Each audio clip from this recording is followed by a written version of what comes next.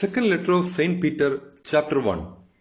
Simon Peter, servant and apostle of Jesus Christ, to those who have been allotted an equal faith with us in the justice of our God and in our Saviour Jesus Christ, grace to you. And may peace be fulfilled according to the plan of God and of Christ Jesus our Lord, in the same manner that all things which are for life and piety have been given to us by His divine virtue, through the plan of Him who has called us to our own glory and virtue. Through Christ, He has given us the greatest and most precious promises, so that by these things you may become sharers in the divine nature, fleeing from the corruption of that desire which is in the world. But as for you, taking up every concern, minister virtue in your faith, and in virtue knowledge, and in knowledge moderation, and in moderation patience, and in patience piety, and in piety love of brotherhood, and in love of brotherhood charity. For if these things are with you, and if they abound, they will cause you to be neither empty nor without fruit within the plan of our Lord Jesus Christ. For he who does not have these things at hand is blind and groping, being forgetful of his purification from his former offences. Because of this, brothers, be all the more diligent, so that by good works you may make certain your calling and election. For in doing these things you do not sin at any time. For in this way you shall be provided abundantly with an entrance into the eternal kingdom of our Lord and Saviour Jesus Christ. For this reason I will always begin to admonish you about these things, even though certainly you know them and are confirmed in the present truth. But I consider it just, as long as I am in this tabernacle, to stir you up with admonishments. For it is certain that the laying to rest of this, my tabernacle, is approaching swiftly, just as our Lord Jesus Christ has also indicated to me. Therefore, I will present a work for you to have, so that frequently after my passing, you may call to mind these things. For it was not by following fanciful doctrines that we made known to you the power and presence of our Lord Jesus Christ, but we were made eyewitnesses of His greatness, for He received honor and glory from God the Father, whose voice descended to Him from the magnificent glory. This is my beloved Son, in whom I am well pleased. Listen to Him. We also heard this voice conveyed from heaven when we were with Him on the holy mountain. And so we have an even firmer prophetic word, to which you would do well to listen, as to a light shining within a dark place until the day dawns and the day star rises in your hearts. Understand this first, that every prophecy of Scripture does not result from one's own interpretation. For prophecy was not conveyed by human will at any time. Instead, holy men were speaking about God while inspired by the Holy Spirit. Second letter of Saint Peter, chapter 2. But there were also false prophets among the people, just as there will be among you lying teachers, who will introduce divisions of perdition, and they will deny Him who bought them, the Lord, bringing upon themselves swift destruction.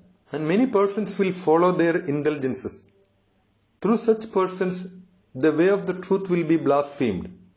And in avarice, they will negotiate about you with false words. Their judgment in the near future is not delayed, and their perdition does not sleep. For God did not spare those angels who sinned, but instead delivered them as if dragged down by infernal ropes into the torments of the underworld, to be reserved unto judgment. And He did not spare the original world, but He preserved the eighth one, Noah, the herald of justice, bringing the flood upon the world of the impious. And He reduced the cities of Sodom and Gomorrah to ashes, condemning them to be overthrown, setting them as an example to anyone who might act impiously. And he rescued a just man, Lot, who was oppressed by the unjust and lewd behavior of the wicked. For in seeing and in hearing he was just, though he lived with those who from day to day crucified the just soul with works of iniquity. Thus the Lord knows how to rescue the pious from trials, and how to reserve the iniquitous for torments on the day of judgment. Even more so, those who walk after the flesh in unclean desires, and who despise proper authority, boldly pleasing themselves, they do not dread to introduce divisions by blaspheming, whereas the angels, who are greater in strength and virtue, did not bring against themselves such a deplorable judgment. Yet truly, these others, like irrational beasts, naturally fall into traps and into ruin by blaspheming whatever they do not understand, and so they shall perish in their corruption, receiving the reward of injustice, the fruition of valuing the delights of the day, defilements and stains, overflowing with self-indulgences, taking pleasure in their feast with you, having eyes full of adultery and of innocent offences, luring unstable souls, having a heart well trained in avarice, sons of curses. Abandoning the straight path, they wandered astray, having followed the way of Balaam, the son of Beor, who loved the wages of iniquity. Yet truly, he had a correction of his madness, the mute animal under the yoke, which by speaking with a human voice forbid the folly of the prophet. These ones are like fountains without water, and like clouds stirred up by whirlwinds. For them the midst of darkness is reserved. For speaking with arrogance of vanity, they lure by the desires of fleshly pleasures those who are fleeing to some extent, who are being turned from error, promising them freedoms, while they themselves are the servants of corruption. For by whatever a man is overcome, of this also is he the servant. For if, after taking refuge from the defilements of the world, in the understanding of our Lord and Saviour Jesus Christ, they again become entangled and overcome by these things, then the later state becomes worse than the former. For it would have been better for them not to have known the way of justice than, after acknowledging it, to turn away from that holy commandment which was handed on to them. For the truth of the proverb has happened to them. The dog has returned to his own vomit, and the washed sow has returned to her wallowing in the mud. Second letter of Saint Peter, chapter 3. Consider, most beloved, this second epistle which I am writing to you, in which I stir up by admonition your sincere mind, so that you may be mindful of those words that I preached to you from the holy prophets, and of the precepts of the apostles of your Lord and Saviour. Know this first, that in the last days there will arrive deceitful mockers, walking according to their own desires, saying, where is his promise or his advent? For from the time that the fathers have slept, all things have continued just as they were from the beginning of creation. But they willfully ignore this, that the heavens existed first, and that the earth from water and through water was established by the word of God. By water, the former world then, having been inundated with water, perished. But the heavens and the earth that exist now were restored by the same word, being reserved unto fire on the day of judgment, and unto the perdition of impious men.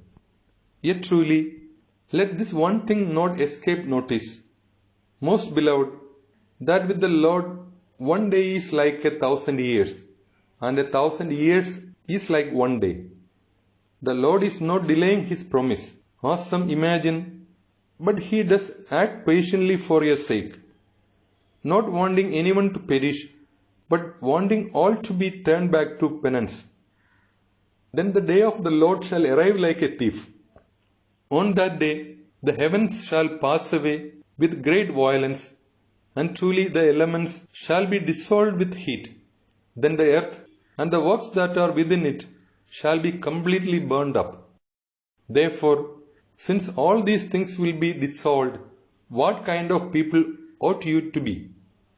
In behavior and in piety be holy, waiting for and hurrying toward the advent of the day of the Lord, by which the burning heavens shall be dissolved, and the elements shall melt from the heat of the fire.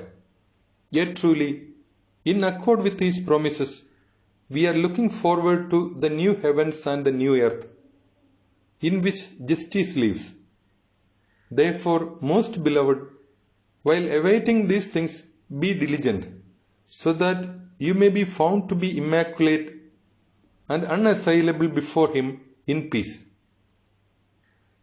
And let the long suffering of our Lord be considered salvation, as also our most beloved brother Paul, according to the wisdom given to him, has written to you.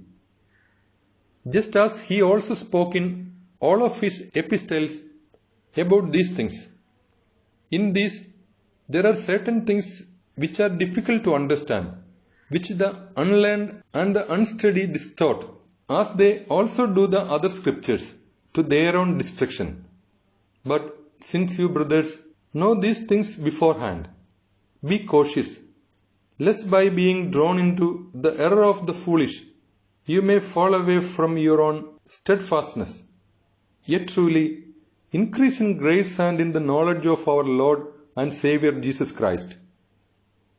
To Him be glory, both now and in the day of eternity. Amen.